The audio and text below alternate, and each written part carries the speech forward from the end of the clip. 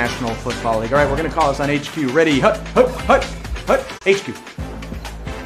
That means do the poll. Dalvin Cook or Alvin Kamara, who is going to have more fantasy points this week? They both play running back. They're both really good at football. They both score a lot of touchdowns. They get a lot of points. Saints, Vikings, but who will have more? You guys are feeling Dalvin Cook at 55%. It's going to be close. I can tell you that. That game is tomorrow on Christmas Day. No Thursday night football tonight. Now, let's do that trivia. I'm going to ask you 10 questions about the NFL and this past week in fantasy football. All questions are powered by our good friends at Sport Radar. If you get all questions right, you and whoever is left will split the prize pot of $2,500. That money will come right down the chimney into your account. Ching! All right, it is time for opening kickoff. And it is time for Q1. What team allowed the Jets to get their first win of the season last week? The Rams, the Bills, or the Raiders? Rams, Bills, or the Raiders?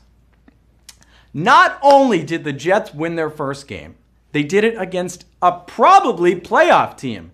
They beat the Rams, the LA Rams. That's right, somehow, some way, and 12,100 of you recognizing what went down in Los Angeles. Now the Jets are slotted to get the number 2 pick in the draft. So Trevor Lawrence, if you're watching out there, you probably got that right because you've been paying attention. Q2, which of these is the name used by the passionate group of Cleveland Browns fans? The Dog Pound, the Sack Lunch Bunch, or the Bodega Boys? Dog Pound, the Sack Lunch Bunch, or the Bodega Boys? Well, the Browns brand is strong, but it's not the Bodega Boys. It's the Dog Pound. The dog mask wearing fans in the East bleachers in Cleveland. Congrats to almost everyone getting that right, 12,375. The Browns are about to make the playoffs for the first time since 2002, but they haven't played a home playoff game since 1994. Bill Belichick was the head coach of that team, and they beat the Patriots. Q3, which fan base notoriously booed and threw snowballs at Santa Claus to end a 2-12 season in 1968? Was it the Bills, the Eagles, or the Browns? It snows in all of these stadiums, so weather, geography is not going to help you here.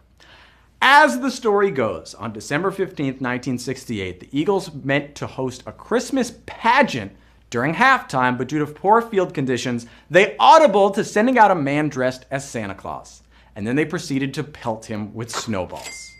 Oh, Eagles fans, 11,716 of you continuing to coast. I'll tell you this, if you ask those Eagles fans today, would they have done it? How do they feel about it? They'd probably say something like, I'd do it again. Q4. Which team's defense that allowed the most points in 2019 is currently allowing the least points in 2020? The Steelers, the Washington football team, or the Dolphins? Steelers, Washington football team, or the Miami Dolphins? Yes, Tua Tagovailoa has been a spark in Miami, but the Dolphins are in playoff position thanks to the stupendous play of their defense. So Dolphins is the right answer. 8,272. Some of you dipped into Pittsburgh and Washington. The Dolphins are allowing just 18.4 points per game, and they have 26 takeaways. Both of those marks are number 1 in the National Football League. We're rolling to Q5. Who is the only running back to reach 1,500 rushing yards and 15 rushing TDs in each of the past 2 seasons? Dalvin Cook, Alvin Kamara, or Derrick Henry? 2 of those guys, they're in our start-sit, but who is the answer?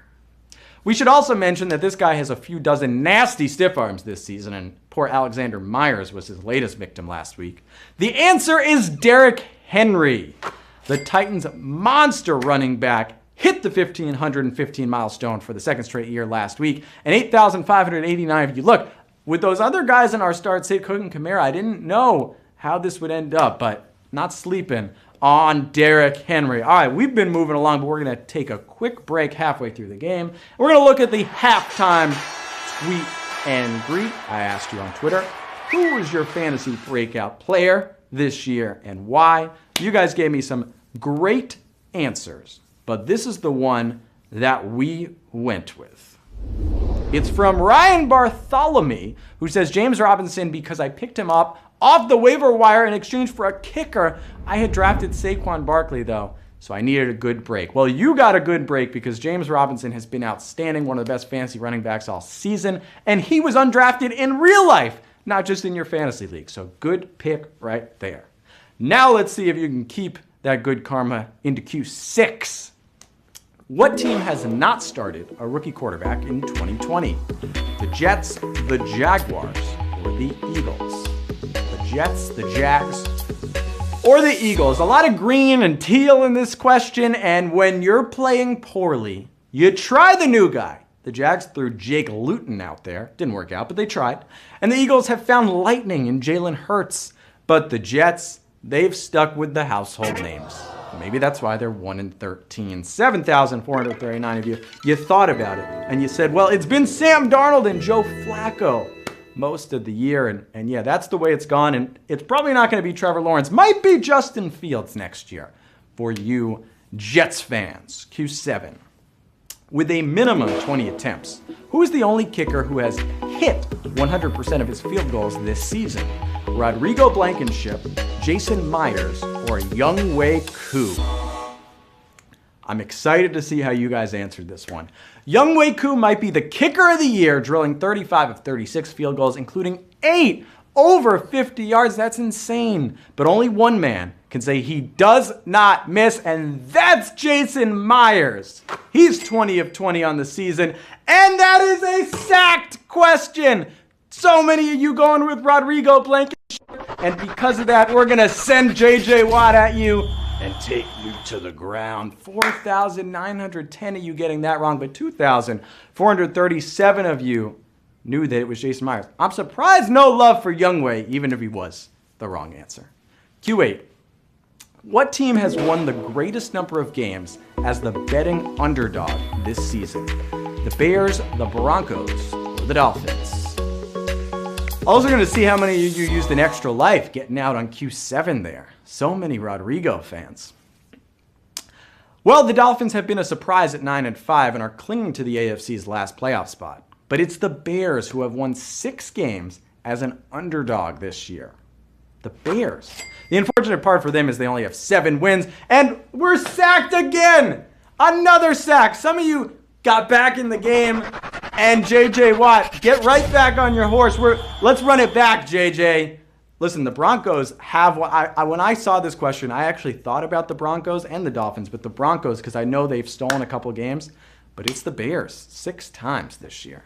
All right, Q9, some of you used that extra life. We might get some big cash on Christmas Eve tonight. Q9, what team overcame the largest halftime deficit to win this season? The Cowboys, the Broncos, or the Falcons?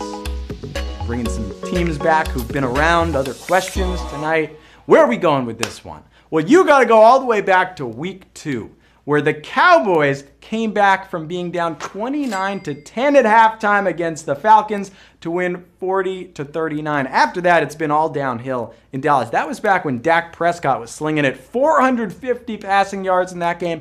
Do you know he had a 500 passing yard game this season? 1,492 of you going on to this final question. All right, I don't want to see the Steelers. The Steelers have lost 3 straight. They were 11-0. Don't be the Steelers right now. Let's finish strong, a la Chiefs. Q10 is on the way. The final question, the big 1-0. Who we got? What do we got? Do we have those of you that want to cash in $2,500 on the line right here? Q10. Who is the only active receiver to reach 300 receiving yards in a single game? Tyreek Hill, DeAndre Hopkins, Julio Jones. Which one of these beasts of wide receivers hit that 300 receiving yard mark in a single game? Active receiver, could have happened anytime. There have only been 6 300-yard receiving games in history, and the only ones to do it this century were Megatron, Calvin Johnson, and Julio Jones. Julio went for 300 on the dot in 2016, and only 960 of you got that. I'm surprised Tyreek didn't get more love with the game that he had earlier this year with that big first quarter. But those of you that took Julio Jones, you are our winners tonight. You are going home with some cash in your stocking more than me. I wasn't able to participate, so I just hit 0 on my account. But some of you, Julio Jones, he might be hurt. He might not be playing, but he hooked you up. Let's see who we got as our big winners for this Christmas Eve edition. $2.60. I'll give you $2.60. TWS 7-3. How about Storic 0? Knock it down. $2.61. Eliana looking out into the abyss, and how about take your money, we'll give you over $2.50. SWKSF, very cute frogs.